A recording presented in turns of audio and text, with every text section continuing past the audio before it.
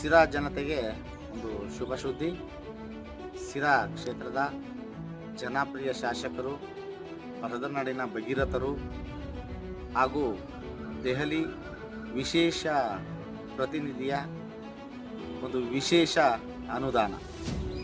ಇದೇನಂದರೆ, ಯಾಕಪ್ಪ ಹೇಳ್ತಾ ಇದ್ದೀನಿ ಅಂದರೆ, ಇದನ್ನು ಶ್ರೀಯುತ ಟಿ ವಿ ಜಯಚಂದ್ರ ಸಾಹೇಬರು ಸರಿಸುಮಾರು 1,000 ಕೋಟಿಯ NH-69 4 ಪಥ ರಸ್ತೆಯನ್ನು ಸೆಂಟ್ರಲ್ ಗೌರ್ಮೆಂಟಿಂದ ವಿಶೇಷ ಅನುದಾನದಲ್ಲಿ ತಂದಿದ್ದಾರೆ. ಅದರಲ್ಲಿ ಸರಿಸುಮಾರು 18 ಕಿಲೋಮೀಟರ್ ಶಿರಾದ ಹಳ್ಳಿಗಳು ಹಾದು ಹೋಗಿವೆ. ಹಾಗೆಯೇ ಇಲ್ಲಿಂದ ಶಿರಾ ಟು ಬೈರೇನಹಳ್ಳಿಯವರೆಗೂ ಸುಮಾರು 52 ಕಿಲೋಮೀಟರ್ ಒಂದು 4 ಪಥ ರಸ್ತೆ, 4 ವೇ ರಸ್ತೆ